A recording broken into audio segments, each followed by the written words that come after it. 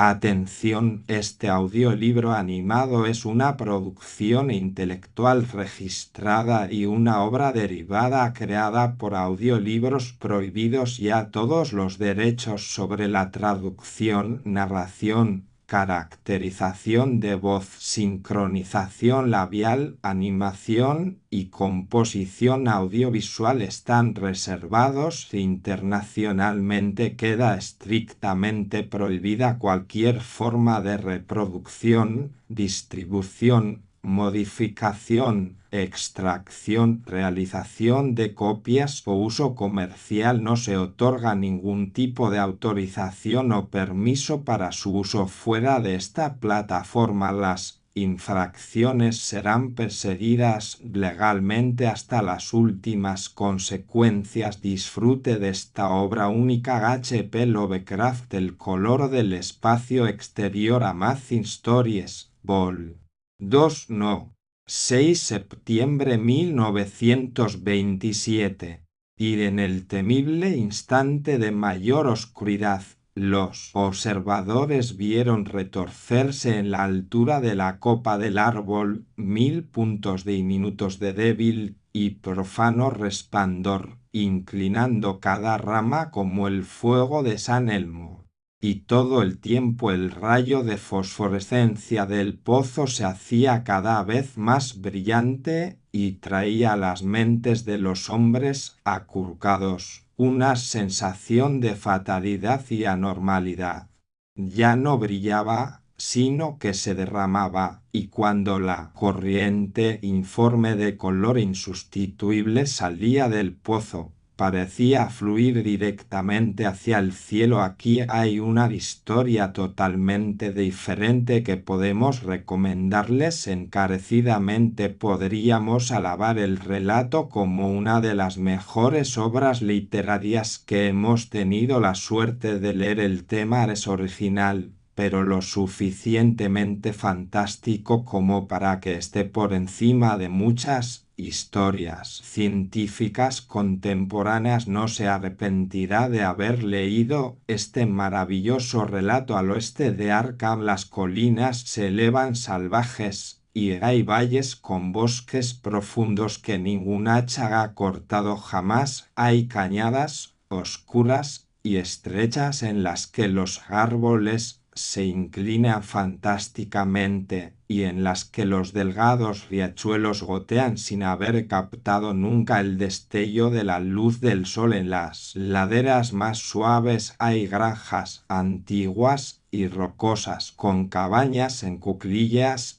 y recubiertas de musgo que meditan eternamente sobre los viejos secretos de Nueva Inglaterra al amparo de grandes salientes, pero todas ellas están ahora vacías, con las anchas chimeneas desmoronándose y los laterales de tejas abultándose peligrosamente bajo los bajos tejados de dos aguas. Los ancianos se han ido y a los extranjeros no les gusta vivir allí. Los franco-canadienses lo han intentado, los italianos lo han intentado y los polacos han venido y se han ido. No es por nada que se pueda ver, oír o manejar, sino por algo que se imagina. El lugar no es bueno para la imaginación y no trae sueños tranquilos por la noche. Debe ser esto lo que mantiene alejados a los extranjeros, pues el viejo Amy Pierce nunca les ha contado nada que recuerde de los días extraños. Amy, cuya cabeza está un poco rara desde hace años, es el único que aún permanece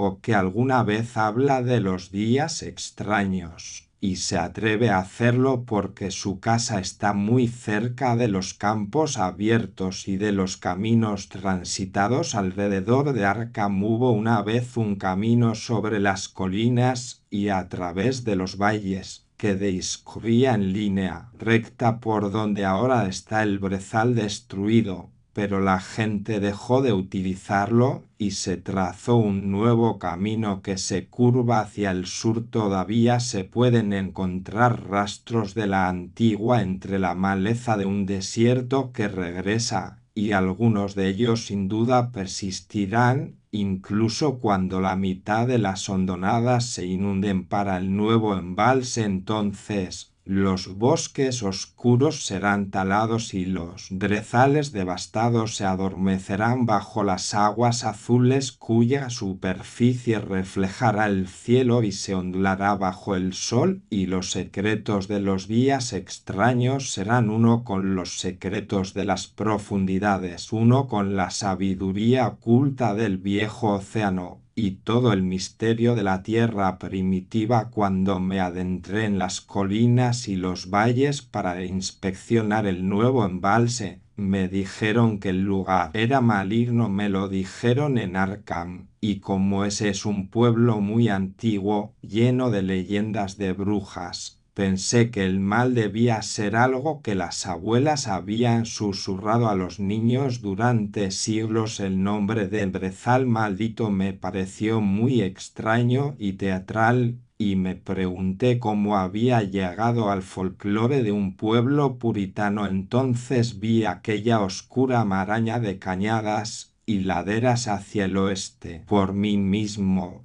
y dejé de asombrarme por nada más que por su propio y antiguo misterio. Era de día cuando lo vi, pero la sombra siempre acechaba allí. Los árboles crecían con demasiada densidad y sus troncos eran demasiado grandes para cualquier bosque sano de Nueva Inglaterra. Había demasiado silencio en los tenues callejones entre ellos, y el suelo era demasiado blando con el húmedo musgo y los matorrales de infinitos años de decadencia en los espacios abiertos, sobre todo a lo largo de la línea de la antigua carretera. Había pequeñas granjas en las laderas, a veces con todos los edificios en pie, a veces con solo uno o dos, y a veces con solo una chimenea solitaria o una bodega que se llenaba rápidamente. Reinaban las malas hierbas y las zarzas, y los animales salvajes furtivos crujían. En la maleza sobre todo había una bruma de inquietud y opresión, un toque de lo irreal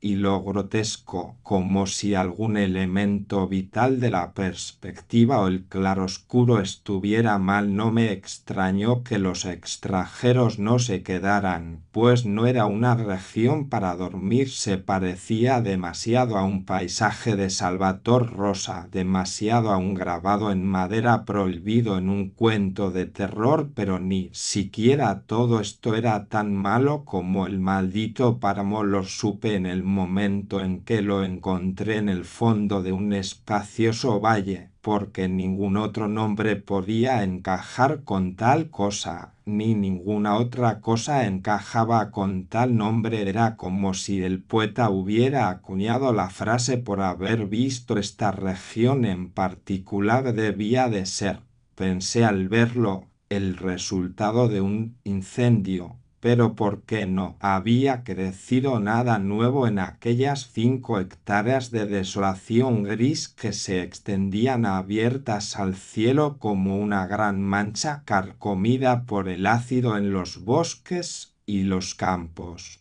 Se encontraba en gran parte al norte de la antigua línea de la carretera, pero invadía un poco el otro lado. Sentí una extraña reticencia a la hora de acercarme, y al final lo hice solo porque mi negocio me llevaba a través, y más allá de él no había vegetación de ningún tipo en aquella amplia extensión, sino solo un fino polvo gris o ceniza que el viento no parecía mover nunca. Los árboles cercanos eran enfermizos y achaparrados, y muchos troncos muertos se erguían o se pudrían en el borde. Mientras caminaba apresuradamente, vi los ladrillos y las piedras caídas de una vieja chimenea y un sótano a mi derecha, y las negras fauces de un pozo abandonado cuyos vapores estancados jugaban extraños trucos con los matices de la luz del sol. Incluso la larga y oscura subida del bosque más allá parecía bienvenida. En contraste, y ya no me maravillaban los susurros asustados de la gente de Arkham. No había ninguna casa ni ruina cerca.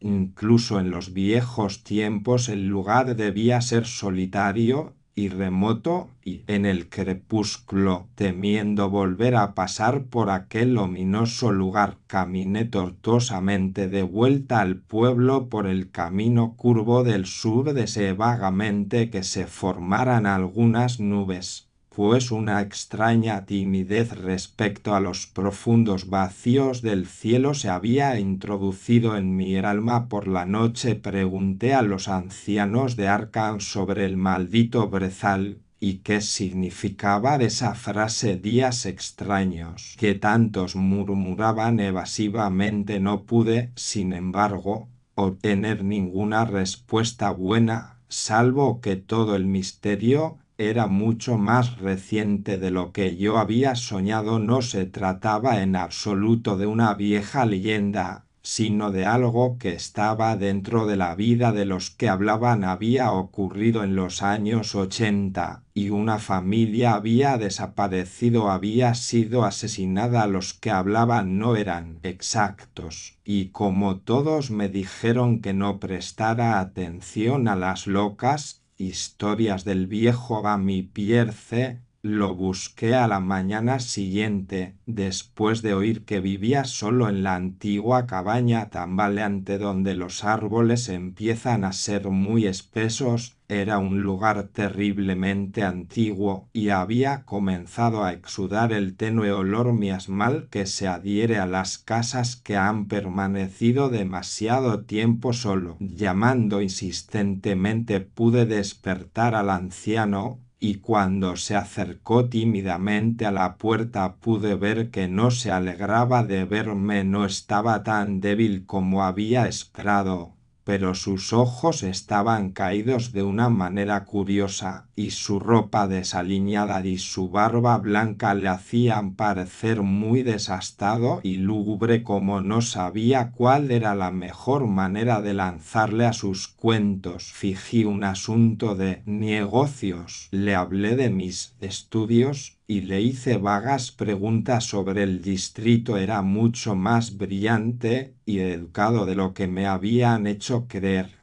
y antes de que me diera cuenta había comprendido tanto del tema como cualquier hombre con el que había hablado en Arkham. No era como otros rústicos que había conocido en las secciones en las que iban a estar los embalses. No hubo protestas por parte de él por los kilómetros de bosques antiguos y tierras de cultivo que iban a ser borrados, aunque quizás las habría habido si su casa no hubiera estado fuera de los límites del futuro lago. Lo único que mostró fue alivio por la desaparición de los antiguos y oscuros valles por los que había vagado toda su vida. Ahora estaban mejor bajo el agua desde los días extraños, y con esta apertura su voz ronca se hundió, mientras su cuerpo se inclinaba hacia adelante, y su dedo índice derecho comenzó a señalar de forma temblorosa e impresionante. Fue entonces cuando escuché la historia, y mientras la voz incoherente seguía raspando y susurrando, me estremecí una y otra vez. A pesar del día de verano, a menudo tenía que recordar al orador de sus divagaciones, reconstruir puntos científicos que sólo conocía por una memoria del oro desvanecida de las charlas de los profesores, o salvar las lagunas donde su sentido de la lógica y la continuidad se rompía. Cuando terminó, no me extrañó que su mente se hubiera roto un poco, o que la gente de Arkham no hablara mucho del maldito páramo. Me apresuré a regresar antes de la puesta de sol a mi hotel, sin querer que las estrellas salieran por encima de mí a la intemperie, y al día siguiente regresé a Boston para dejar mi puesto. No podía volver a adentrarme en aquel oscuro caos de bosques y laderas antiguas, ni enfrentarme otra vez a aquel brezal gris y maldito en el que el negro pozo bostezaba profundamente junto a los ladrillos y piedras desplomados. El embalse se construirá pronto, y todos esos viejos secretos quedarán a salvo para siempre bajo las brazas acuáticas, pero ni siquiera entonces creo que me gustaría visitar ese país por la noche,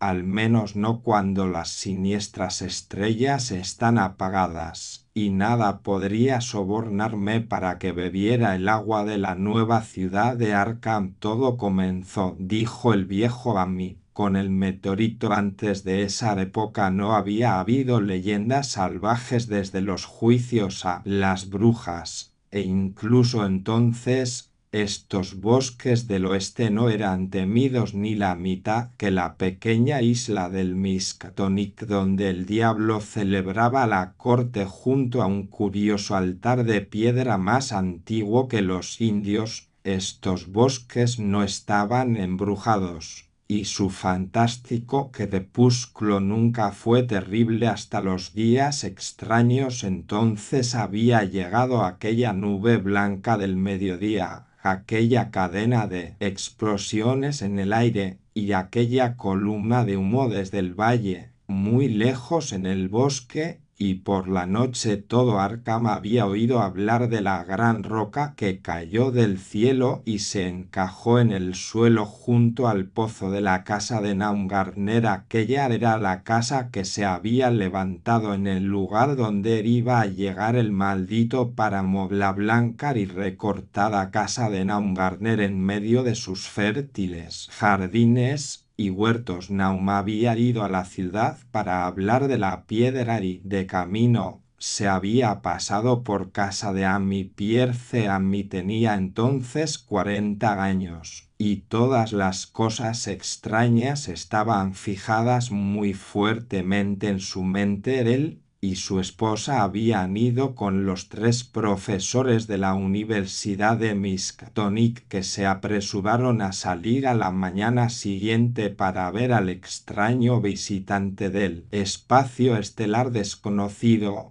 y se habían preguntado por qué Naum lo había llamado tan grande. El día anterior se había encogido, dijo Naum mientras señalaba el gran montículo parduzco sobre la tierra desarrada y la hierba carbonizada cerca del arcaico pozo de su patio delantero. Pero los sabios respondieron que las piedras no se encogen. Su calor persistía, y Naum declaró que había brillado débilmente por la noche. Los profesores la probaron con un martillo de geólogo y comprobaron que era extrañamente blanda. En realidad, era tan blanda que casi era de plástico, y cortaron, en lugar de astillar, una muestra para llevarla a la universidad y probarla. Lo llevaron en un viejo cubo prestado de la cocina de Naum, pues incluso el pequeño trozo se negaba a enfriarse. En el viaje de vuelta se detuvieron en casa de Amy para descansar,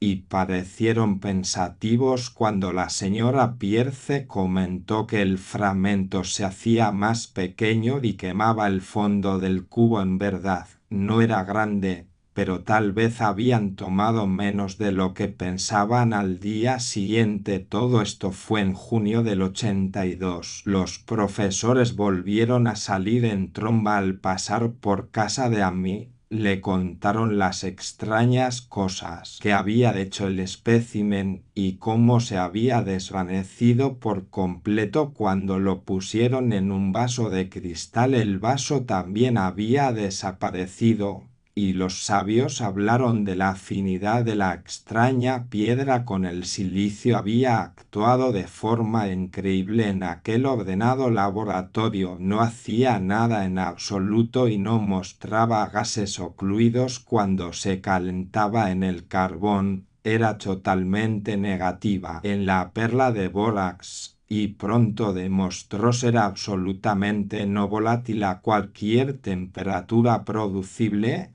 incluida la del soplete de oxihidrógeno en un yunque. Parecía muy maleable, y en la oscuridad su luminosidad era muy marcada, como se negaba obstinadamente a enfriarse. Pronto tuvo al colegio en un estado de verdadera excitación, y cuando al calentarlo ante el espectroscopio mostró bandas brillantes que no se parecían a ningún color conocido del espectro normal, se habló mucho de nuevos elementos, propiedades ópticas extrañas y otras cosas que los hombres de ciencia desconcertados suelen decir cuando se enfrentan a lo desconocido. Caliente como estaba, lo probaron en un crisol con todos los reactivos adecuados. El agua no hizo nada, el ácido clorhídrico hizo lo mismo, el ácido nítrico e incluso el agua regia se limitaron a silbar y salpicar contra su tórrida invulnerabilidad. A mí le costaba recordar todas estas cosas, pero reconoció algunos disolventes a medida que los mencionaba. En el orden habitual de uso había amoníaco y sosa cáustica, alcohol y éter disulfuro de carbono nauseabundo y una docena más, pero aunque el peso disminuía constantemente a medida que pasaba el tiempo y el fragmento parecía enfriarse ligeramente, no había ningún cambio en los disolventes que demostrara que habían atacado la sustancia en absoluto. Sin embargo,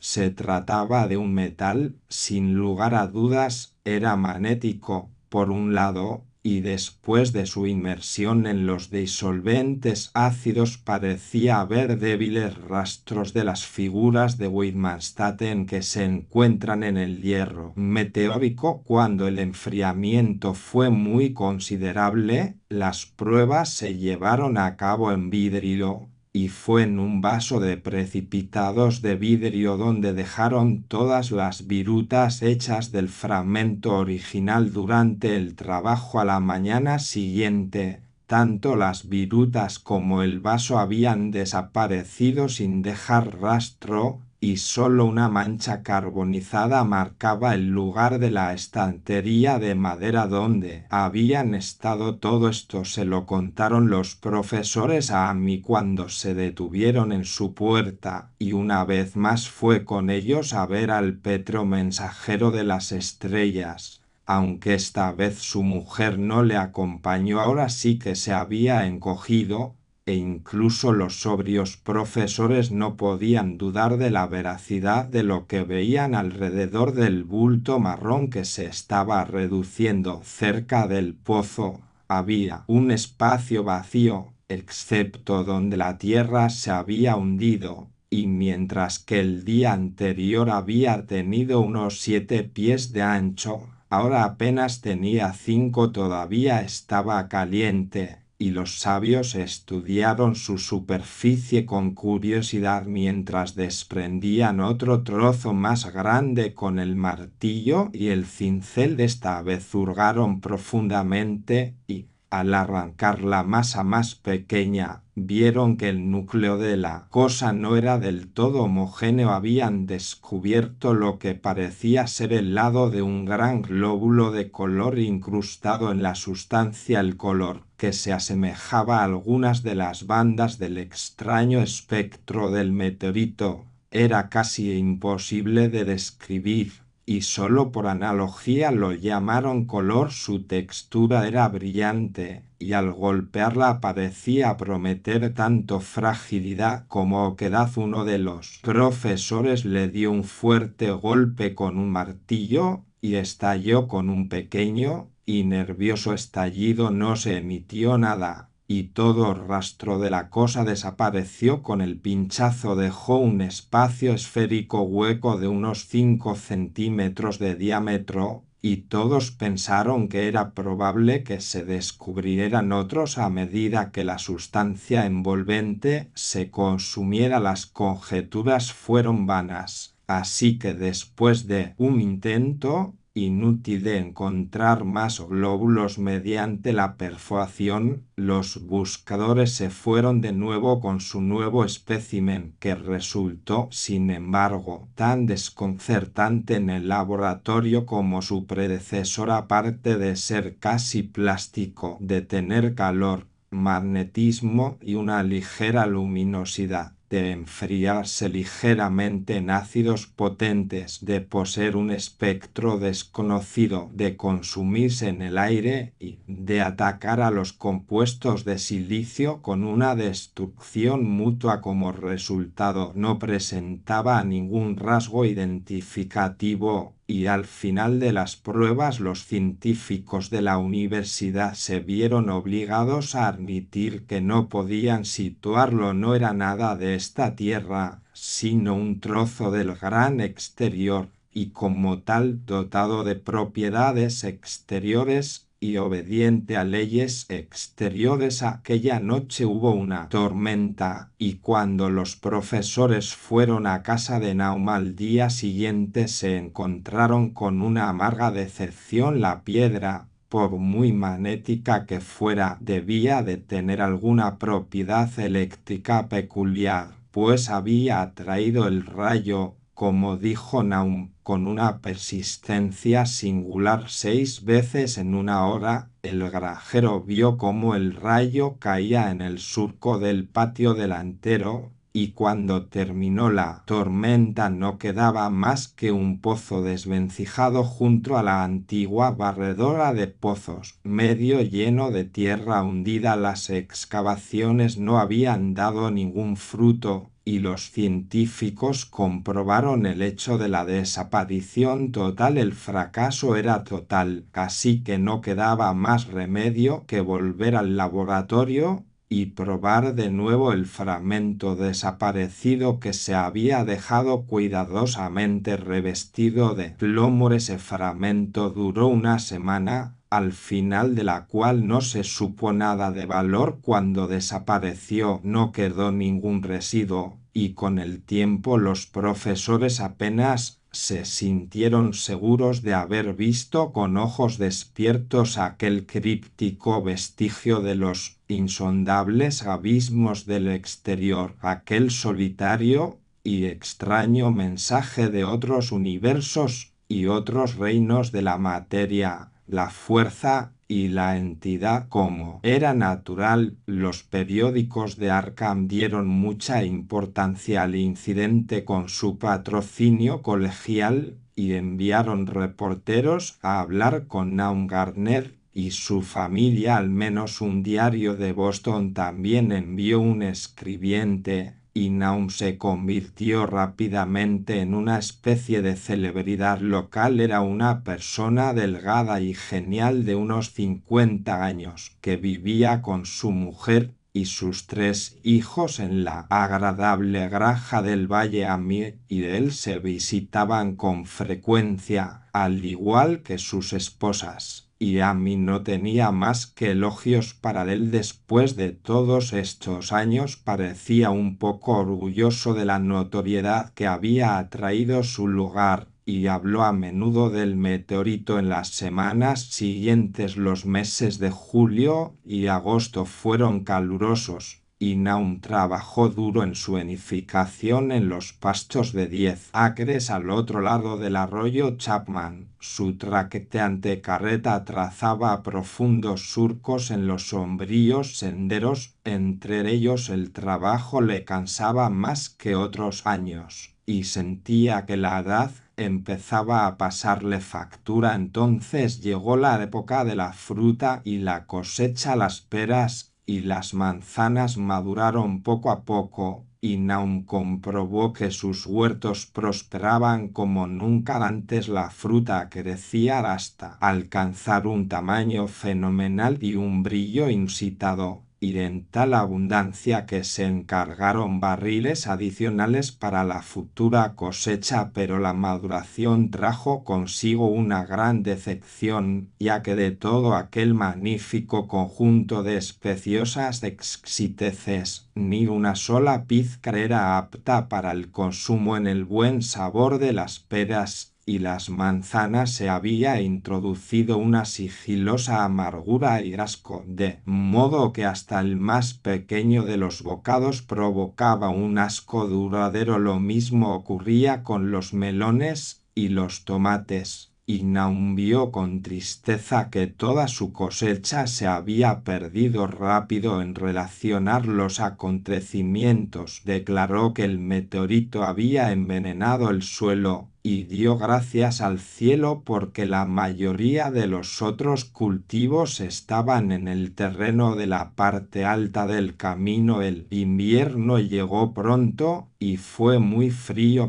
Vio a Naum con menos frecuencia de lo habitual y observó que había empezado a tener un aspecto preocupado. El resto de su familia también parecía haberse vuelto taciturna, y distaba mucho de ir a la iglesia o de asistir a los diversos actos sociales del campo. No se pudo encontrar ninguna causa para esta reserva o melancolía, aunque todos los miembros de la familia confesaban de vez en cuando que su salud era peor y que tenían un sentimiento de vaga inquietud. El propio Naum fue el que dio la declaración más concreta de todos cuando dijo que le inquietaban ciertas huellas en la nieve. Eran las huellas invernales habituales de las ardillas rojas, los conejos blancos y los zorros, pero el melancólico granjero decía ver algo que no era del todo correcto en su naturaleza y disposición. Nunca fue específico, pero parecía pensar que no eran tan características de la anatomía y los hábitos de las ardillas, los conejos y los zorros como deberían ser. Amy escuchó sin interés esta charla hasta una noche en la que pasó por delante de la casa de Naum en su trineo. Cuando volvía de Clark's Corners había habido una luna y un conejo había cruzado la carretera, y los saltos de aquel conejo eran más largos de lo que le gustaba a Amy o a su caballo. Este último, de hecho, casi se había escapado cuando se le subió la rienda con firmeza. A partir de entonces, Amy respetó más los cuentos de Naum y se preguntó por qué los perros de Gardner parecían tan acobardados y temblorosos. Cada mañana se vio que casi habían perdido el espíritu de ladrar. En febrero,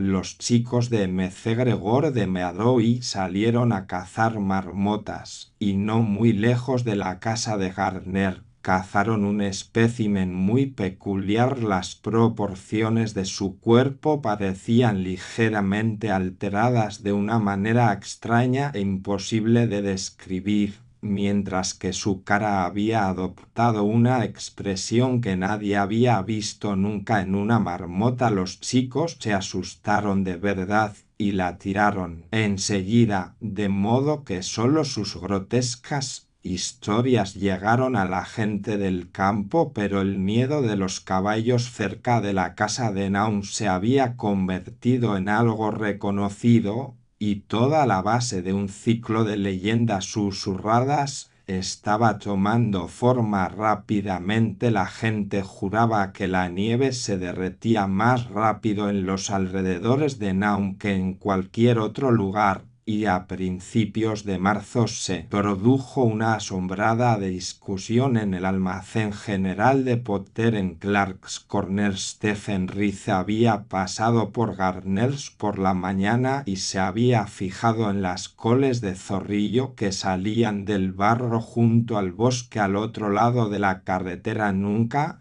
se habían visto cosas de semejante tamaño, y tenían unos colores extraños que no podían expresarse con palabras. Sus formas eran monstruosas, y el caballo había resoplado ante un olor que a Stephen le pareció totalmente inédito. Aquella tarde pasaron varias personas para ver el crecimiento anormal, y todos estuvieron de acuerdo en que ese tipo de plantas no deberían brotar nunca en un mundo sano. Se mencionó libremente el mal fruto del otoño anterior, y corrió de boca en boca que había veneno en el suelo de Naum, por supuesto que se trataba del meteorito, y recordando lo extraña que les había parecido aquella piedra a los hombres del colegio, varios campesinos les hablaron del asunto un día e hicieron una visita a Naum,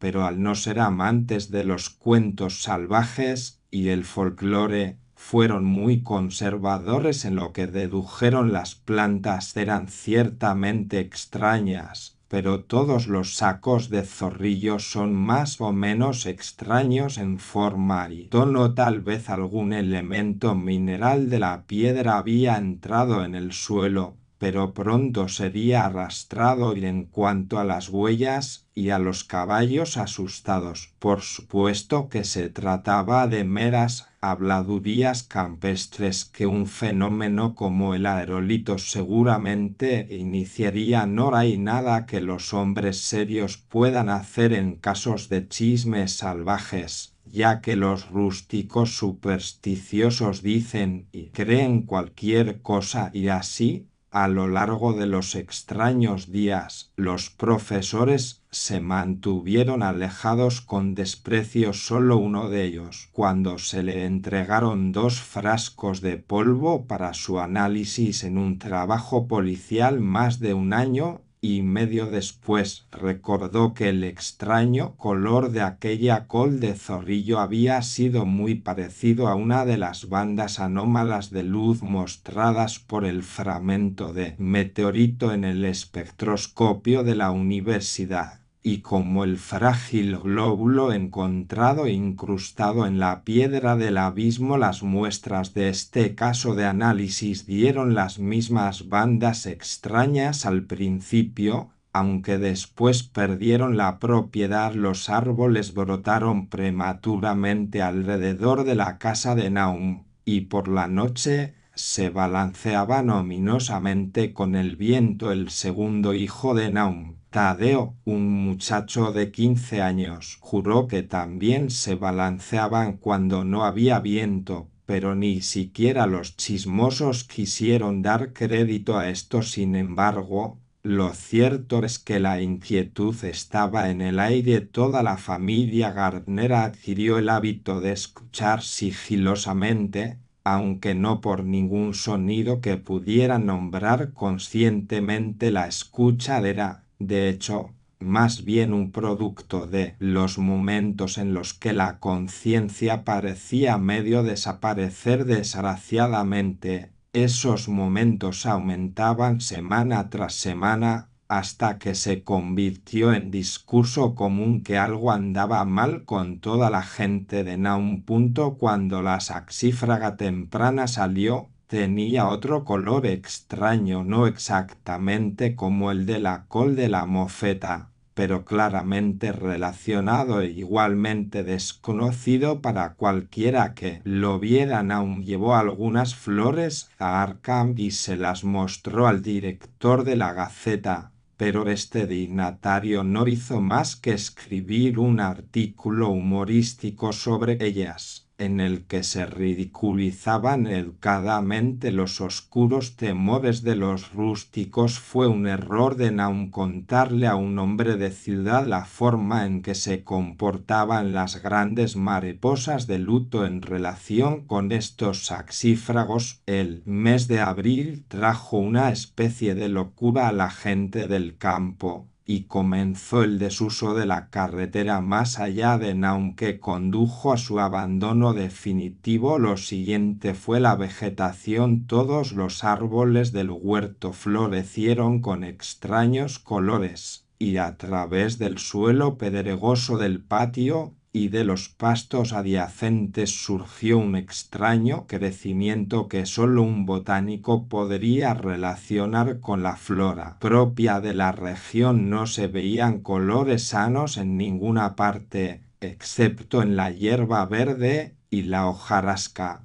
pero en todas partes había esas variantes agitadas y prismáticas de algún tono primario subyacente, y enfermo que no tiene cabida entre los tintes conocidos de la tierra. Los calzones de holandés se convirtieron en una cosa de siniestra amenaza, y las raíces de la sangre se volvieron insolentes en su perversión cromática. Amy y los Garner pensaron que la mayoría de los colores tenían una especie de familiaridad inquietante, y decidieron que recordaban al frágil glóbulo del meteorito. Naum aró y sembró los pastos de 10 acres y del terreno de las tierras altas, pero no hizo nada con la tierra alrededor de la casa. Sabía que no serviría de nada y esperaba que los extraños crecimientos del verano sacaran todo el veneno del suelo. Ahora estaba preparado para casi todo, y se había acostumbrado a la sensación de que algo cercano esperaba ser escuchado. El rechazo de su casa por parte de los vecinos le afectaba a él, por supuesto,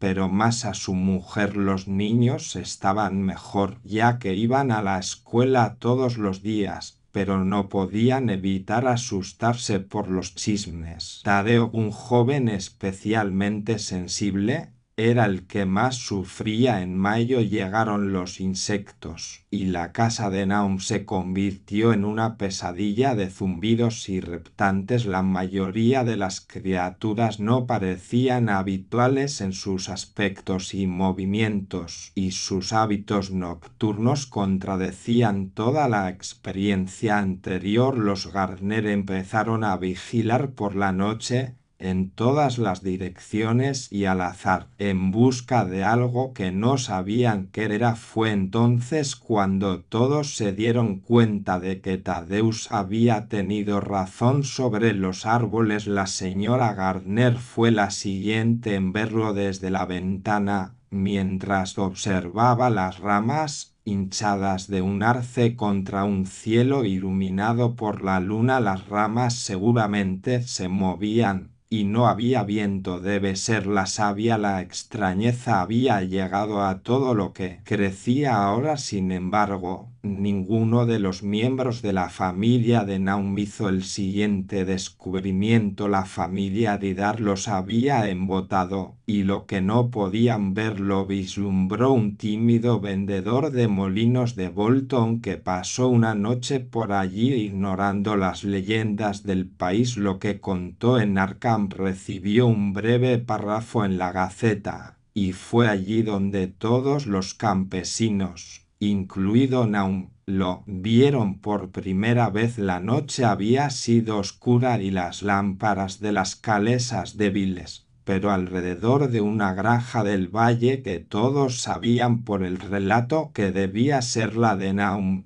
la oscuridad había sido menos densa. Una luminosidad tenue, aunque clara, parecía estar presente en toda la vegetación, tanto en la hierba como en las hojas y las flores, mientras que en un momento dado un trozo de fosforescencia parecía moverse furtivamente en el patio. Cerca del granero la hierba parecía hasta ahora intacta, y las vacas pastaban libremente en el solar cercano a la casa. Pero hacia finales de mayo la leche empezó a ser mala. Entonces Naum mandó llevar las vacas a las tierras altas, tras lo cual cesaron los problemas. Poco después, el cambio de la hierba y de las hojas se hizo evidente. A los ojos todo el verdor se volvía gris y desarrollaba una cualidad muy singular de fragilidad. Amir era ahora la única persona que visitaba el lugar, y sus visitas eran cada vez más escasas. Cuando la escuela cerraba,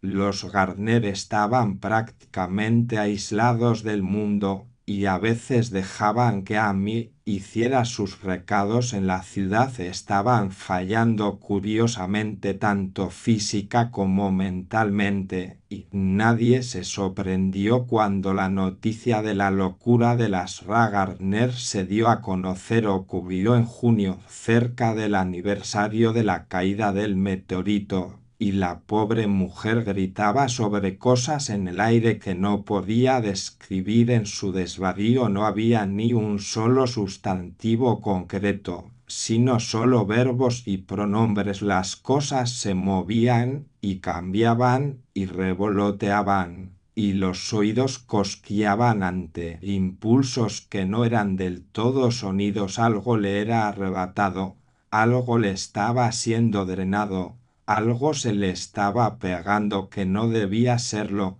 Alguien debía hacer que se alejara. Nada estaba quieto en la noche. Las paredes y las ventanas se movían. Naum no la envió al asilo del condado, sino que la dejó vagar por la casa mientras fuera inofensiva para ella y para los demás. Incluso cuando su expresión cambiaba, no hacía nada. Pero cuando los chicos empezaron a tenerle miedo y Tadeo estuvo a punto de desmayarse por la forma en que le hacía muecas, decidió mantenerla encerrada en el ático. En julio había dejado de hablar y se arrastraba a cuatro patas, y era antes de que terminara ese mes. Naum tuvo la loca idea de que ella era ligeramente luminosa en la oscuridad. Como ahora veía claramente que ocurría con la vegetación cercana, fue un poco antes de esto que los caballos habían salido en estampida. Algo los había despertado en la noche,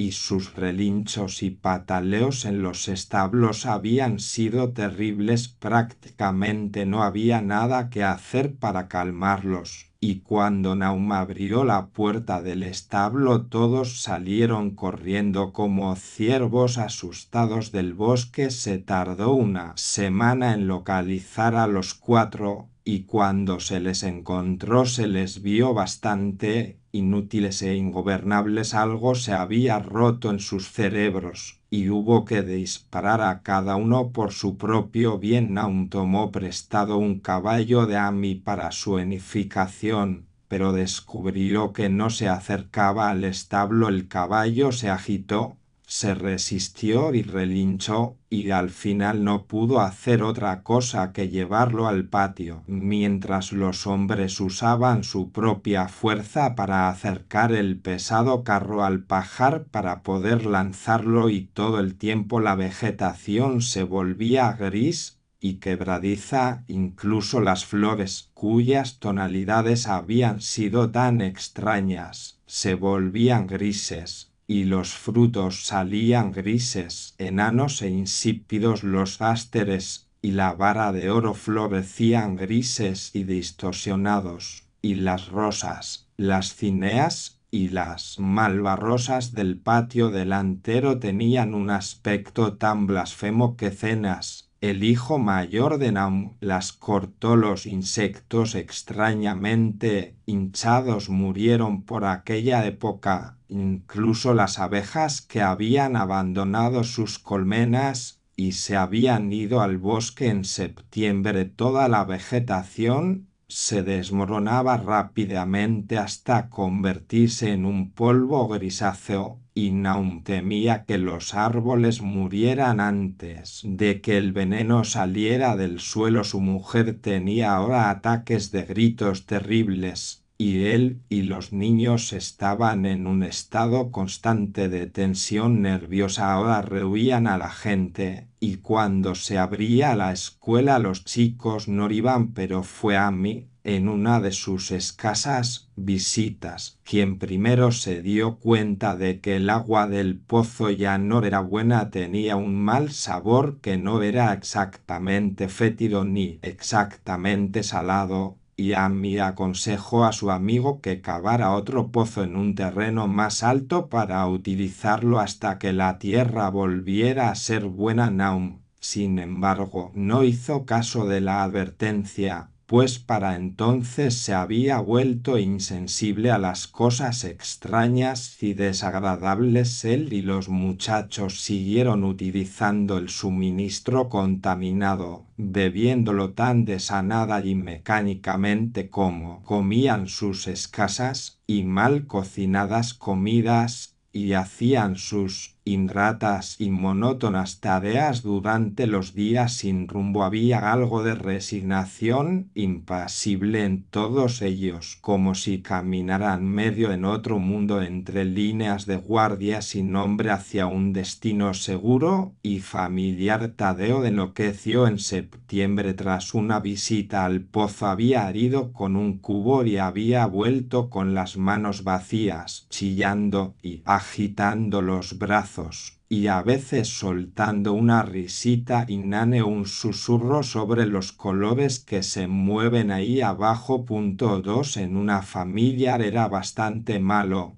pero Naum era muy valiente al respecto. Dejó que el niño anduviera por ahí durante una semana hasta que empezó a tropezar y a hacerse daño, y entonces lo encerró en una habitación del ático, al otro lado del pasillo de la casa de su madre. La forma en que se gritaban desde sus puertas cerradas era terrible, especialmente para el pequeño Merwin, que creía que hablaban en un idioma terrible que no era el de la tierra. Merwin se estaba volviendo terriblemente imaginativo, y su inquietud se agravaba tras el encierro del hermano que había sido su mejor compañero de juegos. Casi al mismo tiempo comenzó la mortandad entre el ganado. Las aves de corral se volvieron grisáceas y murieron muy rápidamente, encontrándose su carne seca y ruidosa al cortarla. Los cerdos engordaron desmesuradamente y, de repente,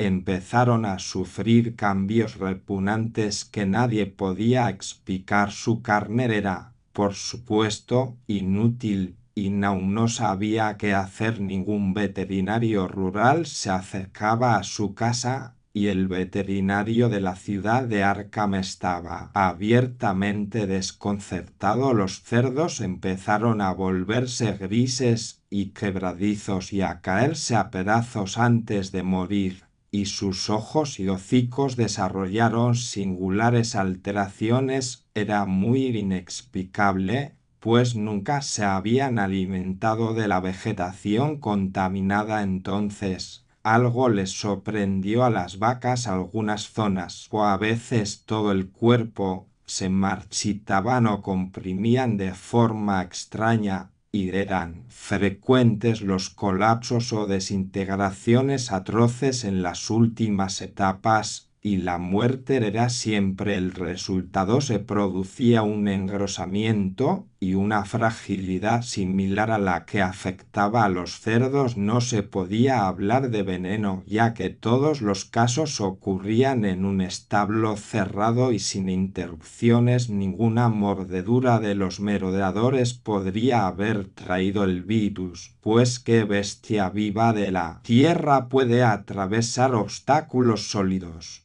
Debía tratarse de una enfermedad natural, pero no se podía imaginar qué enfermedad podía provocar tales resultados. Cuando llegó la cosecha, no había ningún animal que sobreviviera en el lugar, pues el ganado y las aves de corral estaban muertos y los perros habían huido. Estos perros, que eran 3, desaparecieron una noche y nunca más se supo de ellos. Los 5 gatos se habían marchado algún tiempo antes, pero apenas se notó su marcha, ya que ahora parecía no haber ratones, y solo la señora Gardner había hecho de los graciosos felinos sus mascotas. El 19 de octubre Naum entró tambaleándose en la casa de Amy con una noticia horrible. La muerte le había llegado al pobre Tadeo en su habitación del ático, y había llegado de una manera que no se podía contar. Naum había cavado una tumba en la parcela familiar enrejada detrás de la granja, y había puesto en ella lo que encontró. No podía ver nada del exterior,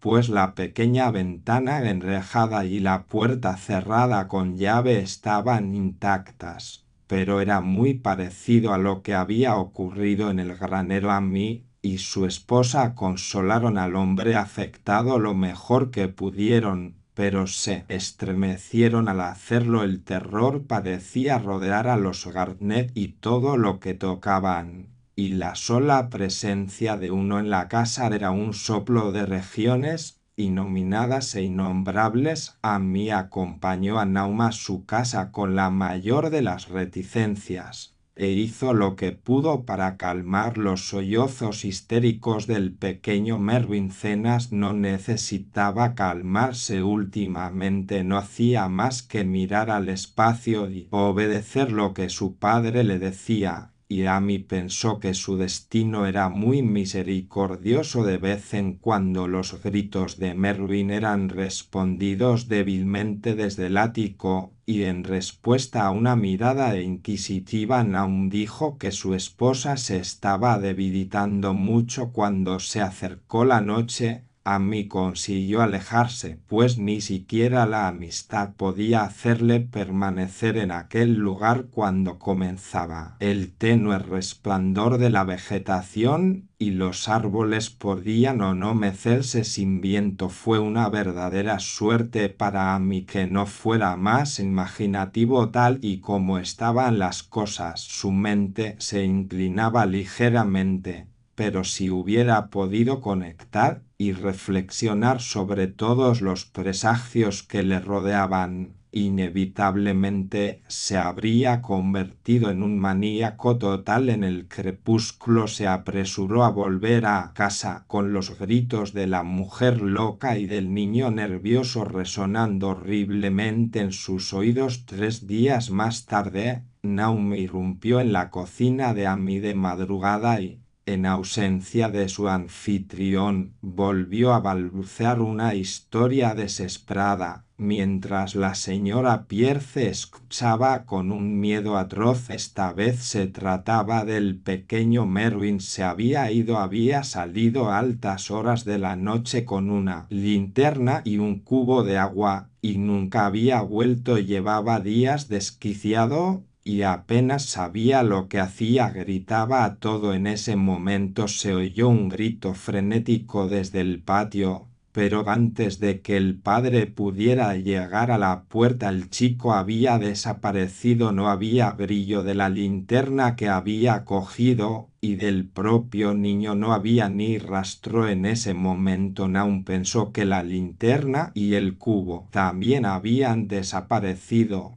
Pero cuando amaneció y el hombre regresó de su búsqueda nocturna por los bosques y los campos, encontró algunas cosas muy curiosas. Cerca del pozo había una masa de hierro aplastada y aparentemente algo fundida, que sin duda había sido la linterna, mientras que un cubo doblado y unos aros de hierro retorcidos al lado, ambos medio fundidos, parecían indicar los restos del cubo. Eso era todo. Naum ya no imaginaba. La señora Pierce estaba en blanco, y Amy, cuando llegó a casa y escuchó el relato, no pudo dar ninguna conjetura. Mervyn se había ido, y no serviría de nada contárselo a la gente de alrededor, que ahora rehuía a todos los Garnett. Tampoco serviría de nada contárselo a la gente de la ciudad de Arkham, que se reía de todo.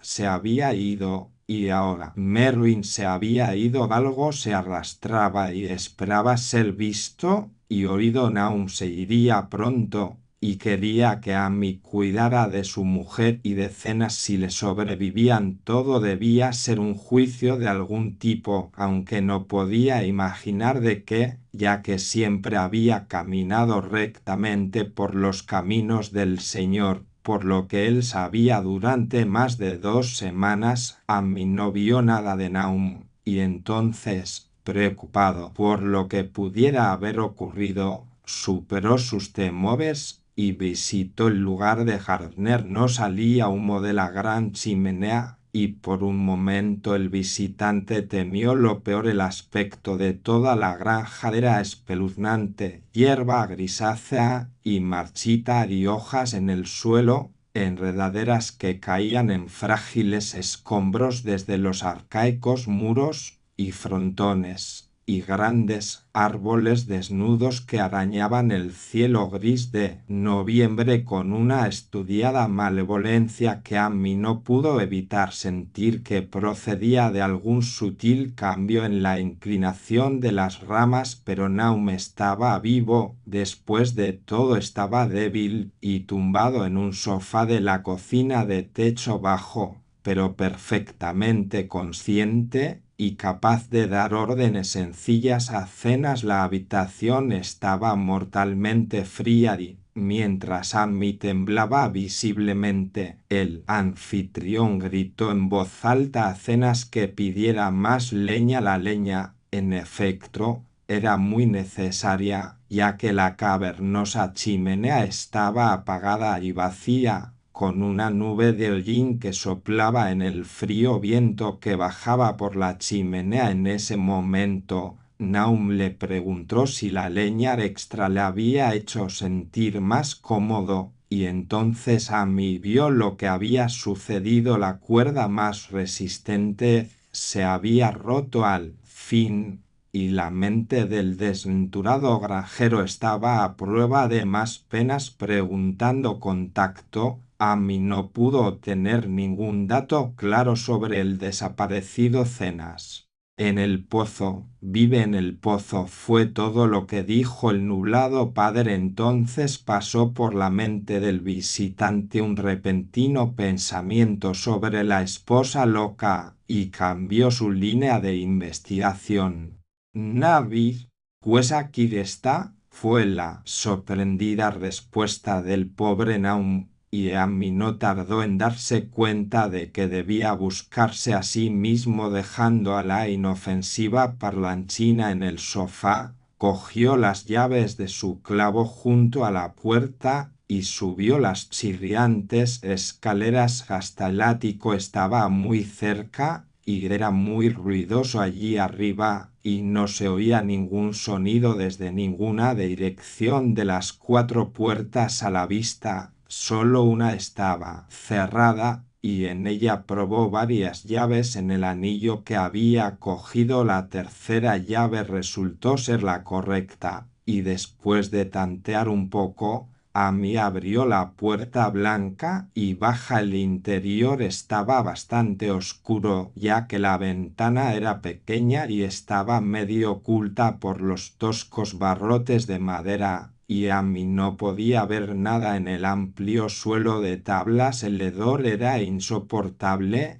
y antes de seguir adelante tuvo que retirarse a otra habitación y volver con los pulmones llenos de aire respirable. Cuando entró vio algo oscuro en un rincón, y al verlo con más claridad gritó con fuerza. Mientras gritaba le pareció que una nube momentánea eclipsaba la ventana, y un segundo después se sintió rozado como por una odiosa corriente de vapor. Extraños colores danzaron ante sus ojos, y si un horror presente no lo hubiera adormecido, habría pensado en el glóbulo del meteorito que el martillo del geólogo había destrozado, y en la mórbida vegetación que había brotado en la primavera. Sin embargo, solo pensó en la monstruosidad blasfema que tenía ante sí, y que con toda claridad había compartido el destino sin nombre del joven Tadeo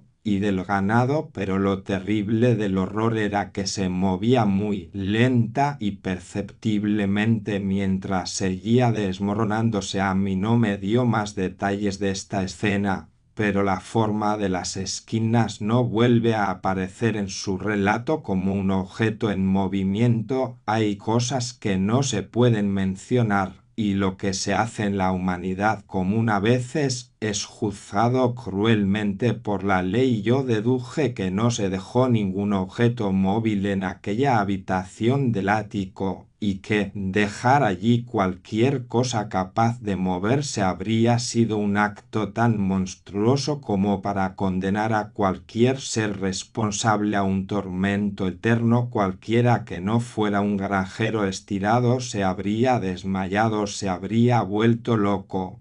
pero Gammy atravesó consciente aquella puerta baja y cerró el maldito secreto tras de sí. Ahora había que ocuparse de Naum, había que alimentarlo y cuidarlo y llevarlo a algún lugar donde pudieran atenderlo al comenzar a bajar las oscuras escaleras. Amy oyó un ruido sordo debajo de él. Llegó a pensar que un grito se había ahogado de repente y recordó con nerviosismo el vapor húmedo que le había rozado en aquella espantosa habitación de arriba. ¿Qué presencia había provocado su grito y su entrada? Detenido por un vago temor, escuchó aún más sonidos. Abajo indudablemente había una especie de pesado arrastre y un ruido muy detestablemente pegajoso como el de alguna especie diabólica e inmunda de succión con un sentido asociativo llevado a niveles febriles. Pensó inexplicablemente en lo que había visto arriba. Dios mío, ¿en qué mundo onírico y extraño se había metido?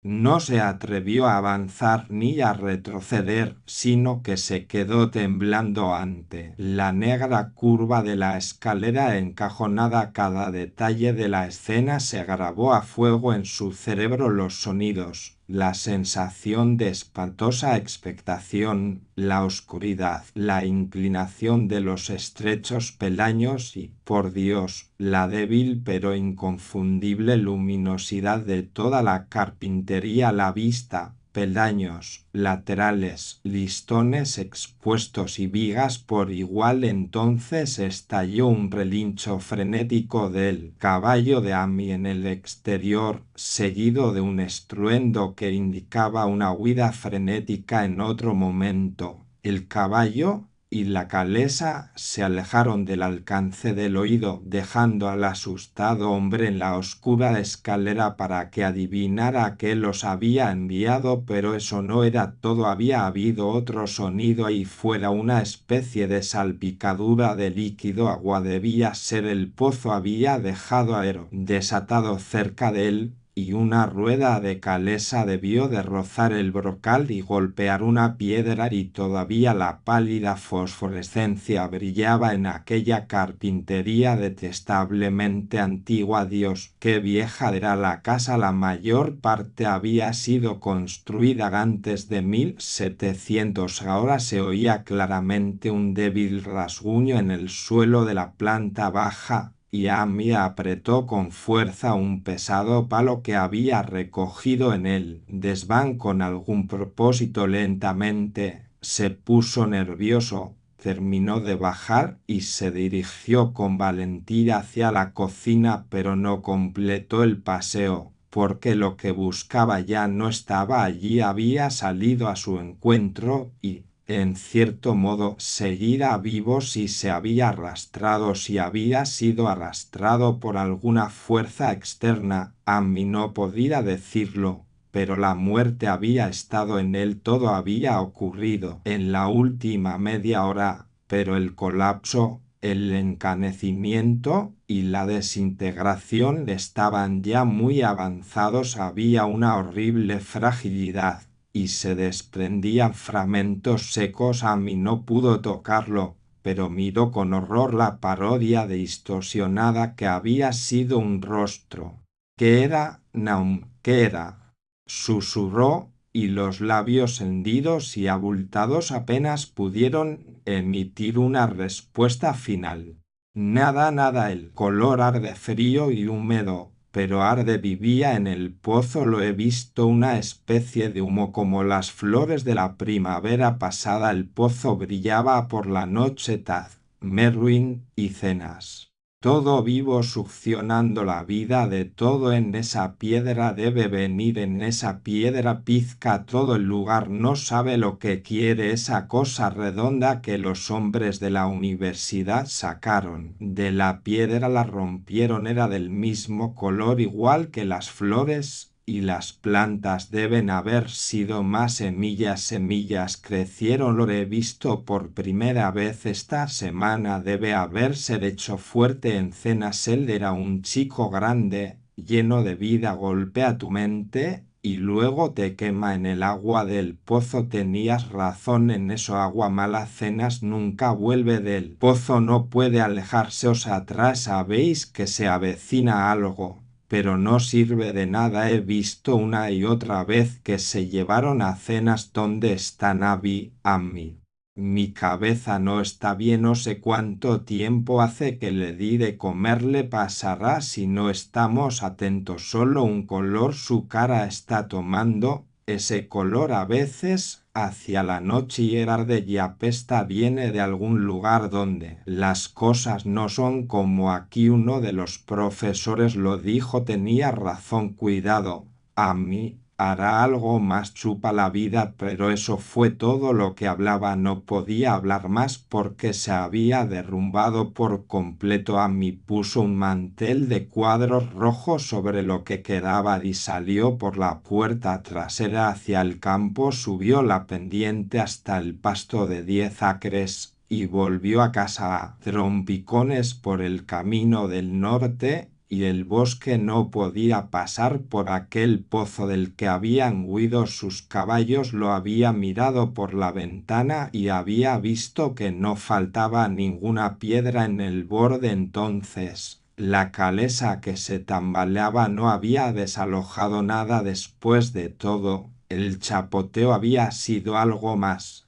Algo que entró en el pozo después de haber hecho con el pobre Naum. Cuando Amy llegó a su casa, los caballos y la calesa habían llegado antes que él y habían provocado un ataque de ansiedad a su mujer, tranquilizándola sin explicaciones. Partió de inmediato hacia Arkham y notificó a las autoridades que la familia Gardner ya no existía. No se permitió dar detalles, sino que se limitó a contar la muerte de Nambi Nabi, ya conocida la de Thaddeus, y mencionó que la causa parecía ser la misma extraña dolencia que había matado al ganado. También dijo que Merwin y Cenas habían desaparecido. Hubo un considerable interrogatorio en la comisaría y al final Amy se vio obligado a llevar a 3 oficiales a la granja Gardner junto con el forense, el médico forense y el veterinario que había tratado a los animales enfermos. Fue muy en contra de su voluntad, pues la tarde avanzaba y temía la caída de la noche sobre aquel lugar maldito. Pero fue un cierto consuelo tener a tanta gente con él. Los 6 hombres salieron en un carro demócrata, siguiendo la calesa de Amy, y llegaron a la granja plagada de plagas hacia las 4. Acostumbrados como estaban los oficiales a las experiencias truculentas, ninguno permaneció impasible ante lo que se encontró en el desván y, bajo el mantel de cuadros rojos en el piso de abajo, todo el aspecto de la granja, con su gris desolación, era ya bastante terrible. Pero aquellos 2 objetos desmoronados superaban todos los límites. Nadie podía mirarlos mucho tiempo,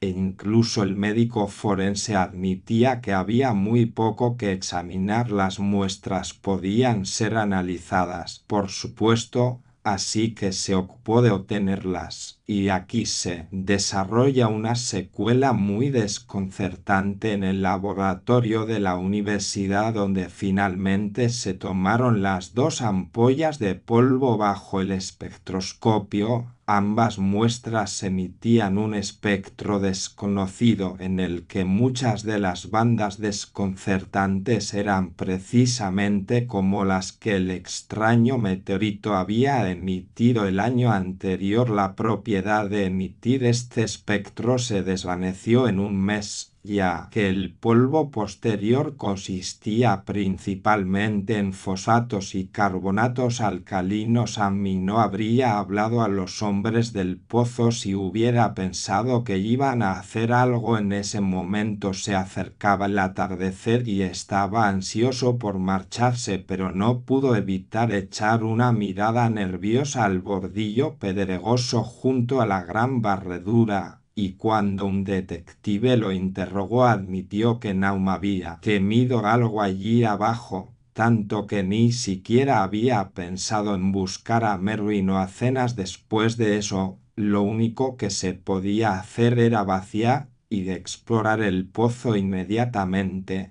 Así que Amy tuvo que esperar temblando mientras se subía un cubo tras otro de agua rancia y se salpicaba el suelo empapado del exterior. Los hombres olfatearon con asco el líquido y hacia el final se taparon la nariz contra el fetén que estaban destapando. No fue un trabajo tan largo como habían temido, ya que el agua estaba fenomenalmente baja. No es necesario hablar con demasiada exactitud de lo que encontraron. Merwin y Zenas estaban allí, en parte, aunque los vestigios eran principalmente esqueléticos. También había un ciervo pequeño y un perro grande en el mismo estado, y varios huesos de animales más pequeños. El exudado y el limo del fondo parecían inexplicablemente porosos y burbujeantes, y un hombre que descendió a pulso con una larga pértiga comprobó que podía hundir el pozo de madera a cualquier profundidad en el barro del suelo sin encontrar ningún obstáculo sólido. Ya había caído el crepúsculo y se trajeron linternas de la casa. Luego, cuando se vio que no se podía sacar nada más del pozo,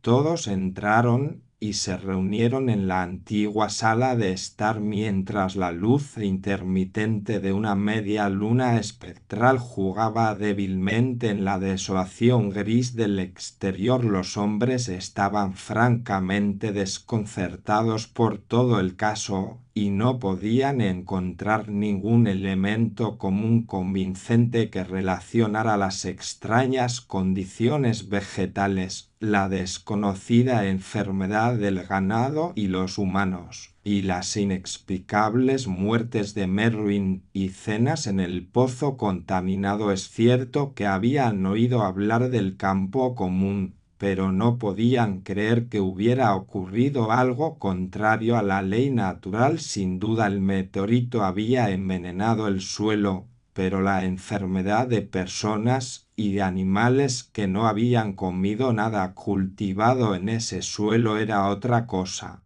Fue el agua del pozo. Es muy posible, sería una buena idea analizarla, pero qué peculiar locura pudo hacer que ambos chicos se lanzaran al pozo. Sus actos eran tan similares, y los fragmentos mostraban que ambos habían sufrido la muerte gris y quebradiza. ¿Por qué era todo tan gris y quebradizo?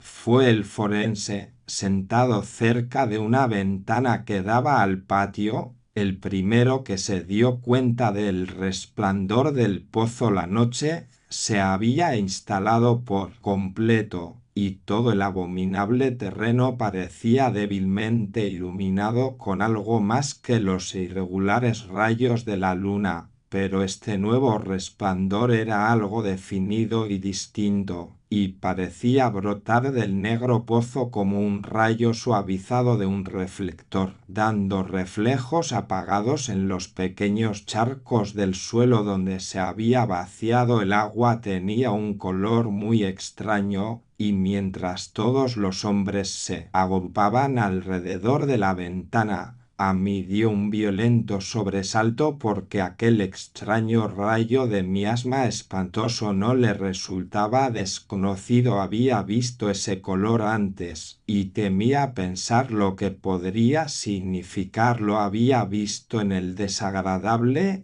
y frágil glóbulo de aquella aerolita hacía 2 veranos. Lo había visto en la loca vegetación de la primavera y había querido verlo por un instante. Aquella misma mañana contra la pequeña ventana enrejada de aquella terrible habitación del ático donde habían ocurrido cosas sin nombre había brillado allí un segundo, y una corriente de vapor húmedo y odioso le había rozado, y entonces el pobre Naum había sido tomado por algo de ese color, lo había dicho al final, dijo que era como el glóbulo y las plantas. Después de eso había llegado la fuga en el patio y el chapoteo en el pozo. Y ahora ese pozo estaba arrojando a la noche un pálido rayo insidioso del mismo tinte demoníaco. Es un mérito de la agudeza mental de Amy el hecho de que,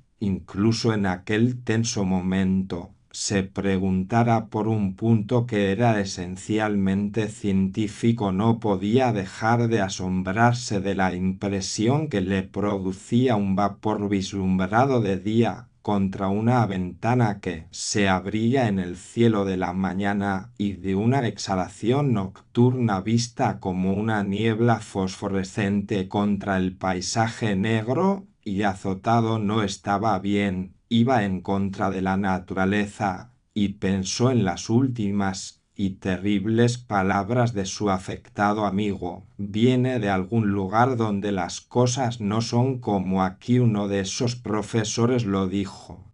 Los 3 caballos que estaban fuera, atados a un par de arbolitos marchitos junto al camino, relinchaban y daban zarpazos frenéticamente. El carretero se dirigió a la puerta para hacer algo, pero Amy le puso una mano temblorosa en el hombro.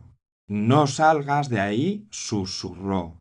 «Hay algo más de lo que sabemos». Naum dijo que algo vivía en el pozo y que te chupaba la vida. Dijo que debe ser algo que creció de una bola redonda como la que todos vimos en la piedra del meteorito que cayó hace un año en junio. Chupar y quema, dijo, y es solo una nube de color como la luz de ahí fuera, que apenas se puede ver y no se puede decir lo que es. Naum pensó que se alimenta de todo lo vivo y que se hace más fuerte cada vez. Dijo que lo había visto la semana pasada. Debe ser algo que viene de lejos en el cielo, como los hombres de la universidad el año pasado. Dicen que fue la piedra del meteorito. La forma en que está hecha y la forma en que funciona no es como el mundo de Dios, es algo del más allá. Así que los hombres se detuvieron indecisos mientras la luz del pozo se hacía más fuerte y los caballos, enganchados, daban zarpazos y relinchos con creciente frenesí. Era un momento verdaderamente horrible, con el terror en aquella casa antigua y maldita. 4 conjuntos monstruosos de fragmentos, 2 de la casa y 2 del pozo en la leñera de atrás, y aquel rayo de iridiscencia desconocida e impía de las profundidades viscosas de enfrente. Amy había sujetado al conductor por impulso, olvidándolo indeme que estaba él mismo tras el roce pegajoso de aquel vapor colorado en la habitación del ático. Pero quizás sea mejor que haya actuado. Así nadie sabrá nunca lo que había en el exterior aquella noche, y aunque la blasfemia del más allá no había herido hasta entonces a ningún humano de mente no debilitada, no se sabe lo que podría haber hecho en ese último momento, y con su fuerza aparentemente aumentada y las señales especiales de propósito que pronto iba a mostrar bajo el cielo de luna medio nublado. De repente, uno de los detectives de la ventana dio un breve y agudo grito. Los demás le miraron y luego siguieron rápidamente su propia mirada hacia el punto en el que su ocioso extravío se había detenido repentinamente. No había necesidad de palabras. Lo que se había discutido en las habladurías del campo ya no era discutible, y es por lo que todos los hombres de aquel grupo estuvieron de acuerdo en susurrar más tarde que en Arkham nunca se habla de los días extraños. Hay que partir de la premisa de que no había viento a esa hora de la noche. Se levantó uno poco después, pero entonces no había absolutamente nada, incluso las puntas secas de los persistentes setos de mostaza, grises y marchitas, y los flecos del techo del carro demócrata en pie no se agitaban, y sin embargo, en medio de aquella calma tensa e impía, las altas ramas desnudas de todos los árboles del patio se movían, se retorcían mórbida y espasmódicamente, arañando con locura convulsiva y epiléptica las nubes iluminadas por la luna, arañando impotentemente en el aire nocivo como si fueran sacudidas por alguna línea de enlace aliada y sin cuerpo con los horrores subterráneos que se retorcían y luchaban bajo las negras raíces. Ningún hombre respiró durante varios segundos. Luego una nube más oscura pasó por encima de la luna y la silueta de las ramas que se agarraban se desvaneció momentáneamente. En ese momento hubo un grito generalizado, amortiguado por el temor, pero ronco y casi idéntico de todas las gargantas, porque el terror no se había desvanecido con la silueta, y en un temible instante de oscuridad más profunda los observadores vieron retorcerse a la altura de la copa del árbol un millar de puntitos de tenue y no alado resplandor, inclinando cada rama como el fuego de San Elmo, las llamas que bajan sobre las cabezas de los apóstoles en Pentecostés. Era una monstruosa constelación de luz antinatural, como un enjambre de luciérnagas alimentadas por cadáveres que bailan sarabandas infernales sobre un pantano maldito.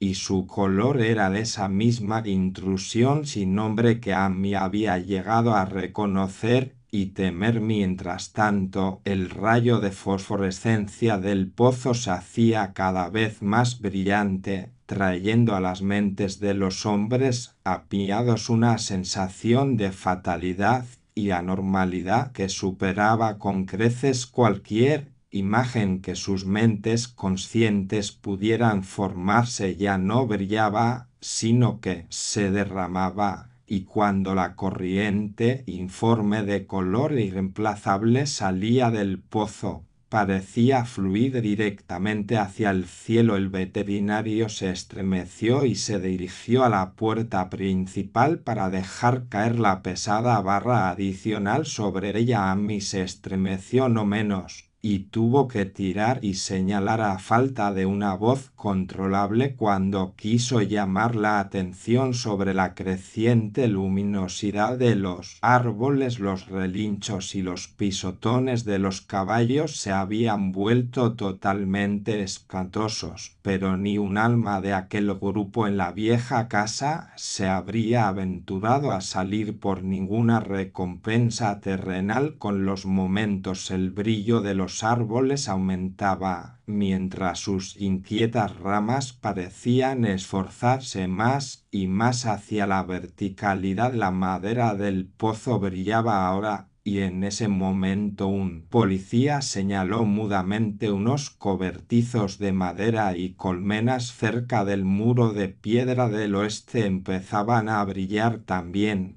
aunque los vehículos atados de los visitantes parecían no haberse visto afectados. Entonces se produjo un salvaje alboroto y un repiqueteo en el camino, y cuando Amy apagó la lámpara para ver mejor, se dieron cuenta de que el grupo de grises frenéticos había roto el arbolito y se había escapado con el carro de los demócratas. El susto sirvió para soltar varias lenguas y se intercambiaron susurros avergonzados. «Se extiende sobre todo lo orgánico que ha estado por aquí», murmuró el médico forense. Nadie contestó, pero el hombre que había estado en el pozo dejó entrever que su larga pértiga debía de haber removido algo intangible. «Fue horrible», añadió. «No había fondo en absoluto, solo rezuma y burbujas, y la sensación de que algo acecha allí abajo». El caballo de Amy seguía dando zarpazos y chillando ensordecedoramente en el camino de afuera, y casi ahogaba el débil temblor de su dueño cuando mascullaba sus reflexiones sin forma.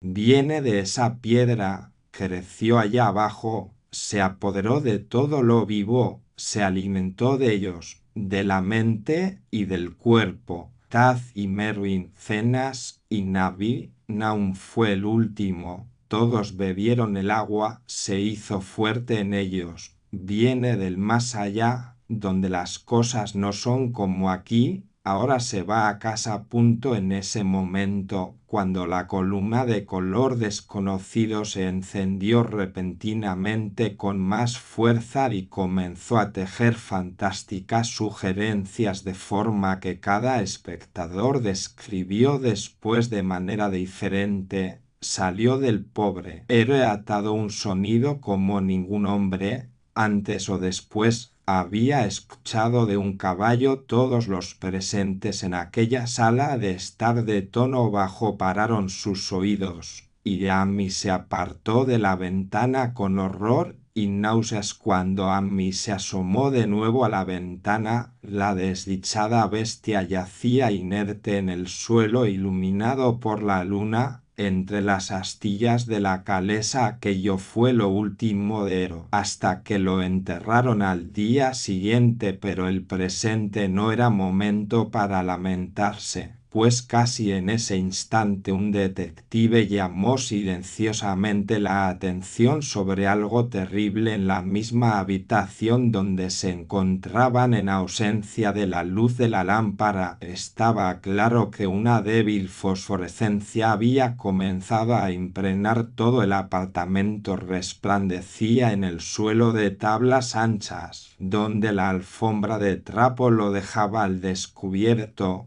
y brillaba sobre los marcos de las pequeñas ventanas. Subía y bajaba por los postes expuestos de las esquinas, coruscaba sobre la estantería y la repisa de la chimenea, e infectaba las propias puertas y los muebles. Cada minuto que pasaba se intensificaba, y al final quedó claro que los seres vivos sanos debían abandonar aquella casa. Amy les mostró la puerta trasera y el camino que subía por los campos hasta el pasto de 10 acres. Caminaron y tropezaron como en un sueño, y no se atrevieron a mirar hacia atrás hasta que estuvieron lejos. En el terreno alto se alegraron del sendero, pues no habrían podido ir por el camino de enfrente. Por ese pozo ya era bastante malo pasar por el reluciente granero y los cobertizos, y por aquellos brillantes árboles frutales de contornos nudosos y diabólicos, pero gracias al cielo,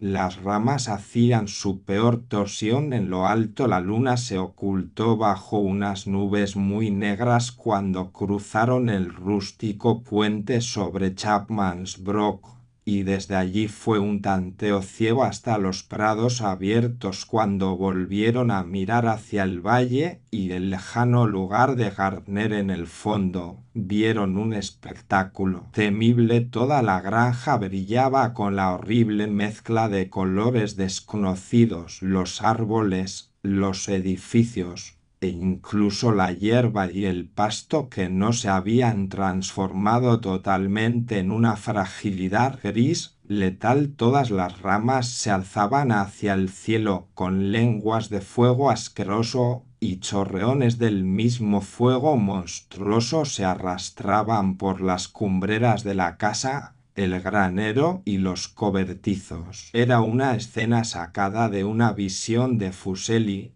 y sobre todo el resto reinaba ese tumulto de amorfidad luminosa, ese arco iris ajeno y no dimensionado de veneno críptico del pozo. Algo sintiendo, lamiendo, alcanzando, centellando, esforzándose y burbujeando malignamente en su cromatismo cósmico e irreconocible. Entonces, sin previo aviso, la horrible cosa se disparó verticalmente hacia el cielo como un cohete o un meteorito, sin dejar rastro y desapareciendo a través de un agujero redondo y curiosamente regular en las nubes antes de que ningún hombre pudiera jadear o gritar. Ningún observador podrá olvidar jamás aquel espectáculo, y Amy se quedó mirando sin comprender las estrellas de Cygnus de Ner centellando por encima de las demás, donde el color desconocido se había fundido con la Vía Láctea, pero al momento siguiente su mirada fue llamada rápidamente a la tierra por el crepitar del valle. Era solo eso, solo un desgarro y un crepitar de madera,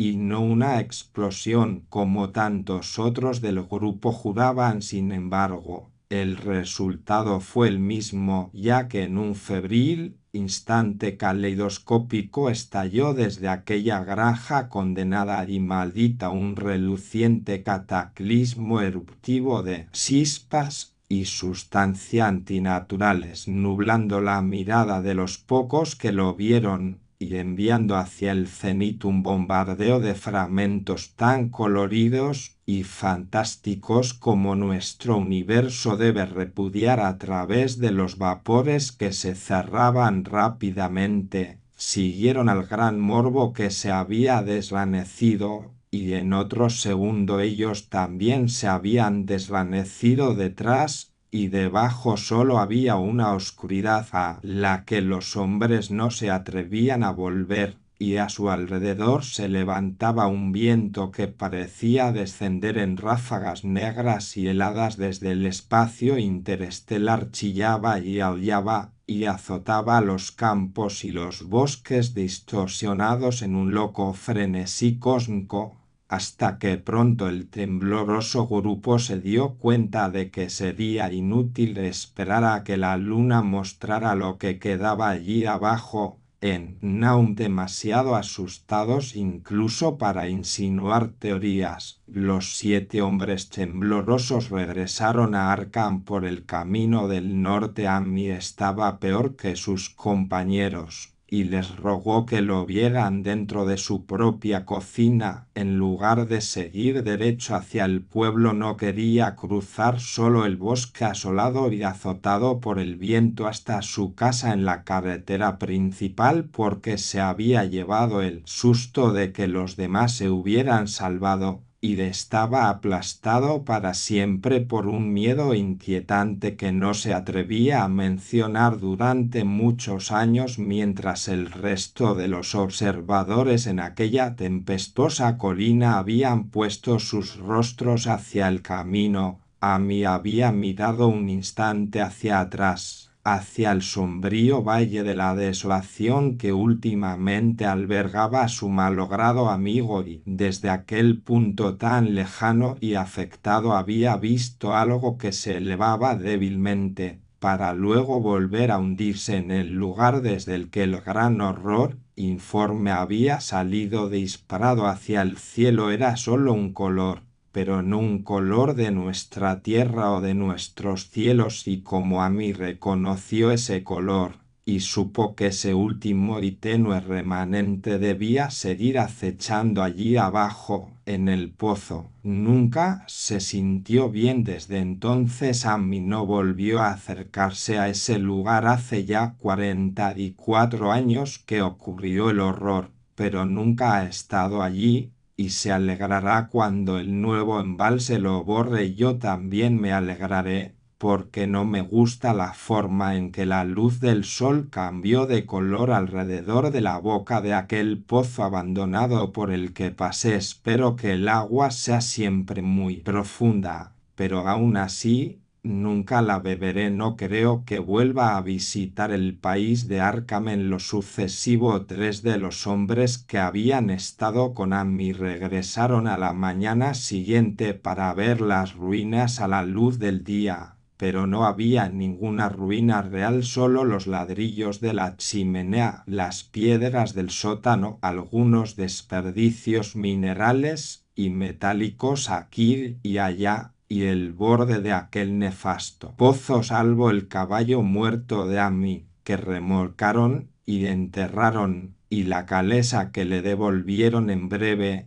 Todo lo que había sido vivo había desaparecido. Quedaron 5 acres de desierto gris y polvoriento, y desde entonces nada ha crecido allí. Hasta el día de hoy se extiende abierto hacia el cielo como una gran mancha carcomida por el ácido en los bosques y campos, y los pocos que se han atrevido a vislumbrarlo a pesar de los relatos rurales lo han llamado el maldito brezal. Los cuentos rurales son extraños, podrían ser aún más extrañas si los hombres de la ciudad y los químicos universitarios se interesaran lo suficiente como para analizar el agua de ese pozo en desuso o el polvo gris que ningún viento parece dispersar. Los botánicos también deberían estudiar la flora atrofiada en los límites de ese lugar, ya que podrían arrojar luz sobre la idea del país de que la plaga se está extendiendo poco a poco. Tal vez 1 centímetro al año. La gente dice que el color de la hierba vecina no es del todo correcto en la primavera y que las cosas salvajes dejan huellas extrañas en la ligera nieve del invierno. La nieve nunca parece tan pesada en el brezo como en otros lugares. Los caballos, los pocos que quedan en esta era del motor, se vuelven asustadizos en el silencioso valle,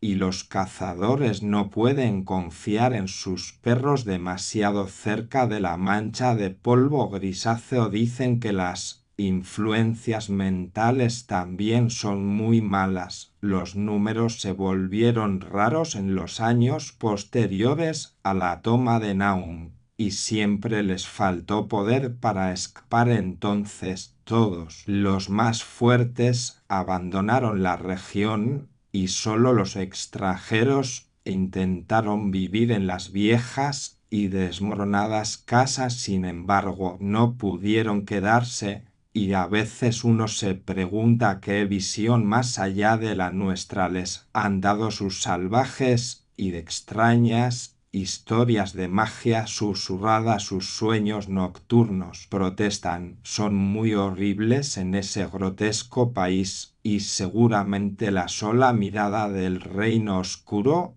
es suficiente para despertar una fantasía morbosa. Ningún viajero se ha librado nunca de una sensación de extrañeza en esos profundos barrancos, y los artistas se estremecen al pintar espesos bosques cuyo misterio es tanto de los espíritus como de la vista. Yo mismo siento curiosidad por la sensación que me produjo mi único paseo en solitario antes de que a mí me contara su historia. Cuando llegó el crepúsculo, deseé vagamente que se acumularan algunas nubes, pues una extraña timidez respecto a los profundos vacíos del cielo se había introducido en mi alma. No me pidas mi opinión, no sé, eso es todo. No había nadie más que a mí para preguntar por qué la gente de Arca no habla de los días extraños, y los 3 profesores que vieron el aerolito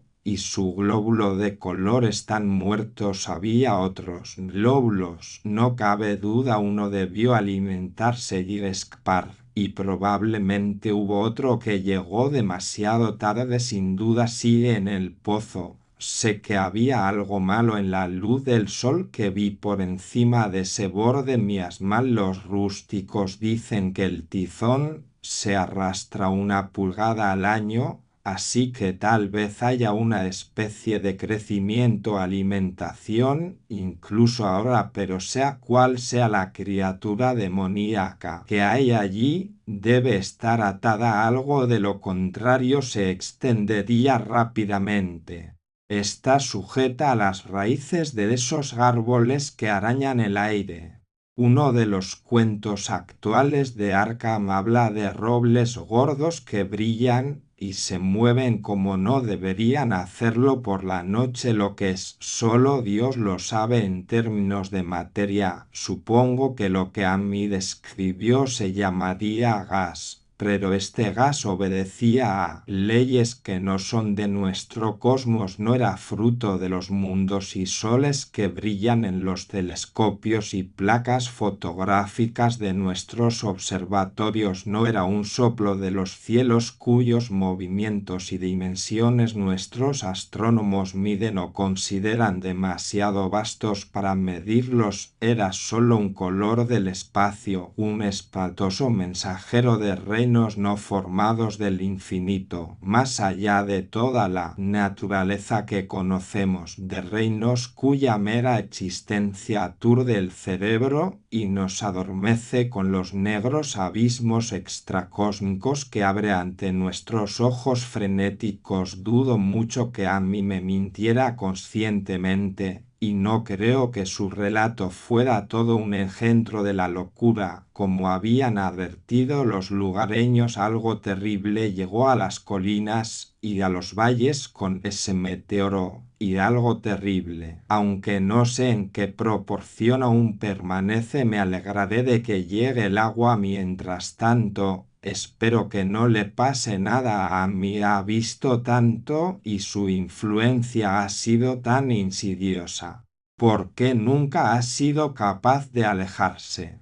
Con qué claridad recordaba aquellas últimas palabras de Naum: no puedo alejarme. Te atrae, sabes que viene algo, pero no sirve de nada. A mí es un anciano tan bueno que, cuando la cuadrilla del embalse se ponga a trabajar, debo escribir al ingeniero jefe para que lo vigile de cerca. No me gustaría pensar en él como la monstruosidad gris, retorcida y quebradiza que persiste cada vez más en perturbar mi sueño. Atención. Este audiolibro animado es una producción intelectual registrada y una obra derivada creada por Audiolibros Prohibidos. Ya todos los derechos sobre la traducción, narración, caracterización de voz, sincronización labial, animación y composición audiovisual están reservados internacionalmente. Queda estrictamente prohibida cualquier forma de reproducción, distribución, modificación, extracción, realización de copias o uso comercial. No se otorga ningún tipo de autorización o permiso para su uso fuera de esta plataforma. Las infracciones serán perseguidas legalmente hasta las últimas consecuencias. Disfrute de esta obra única.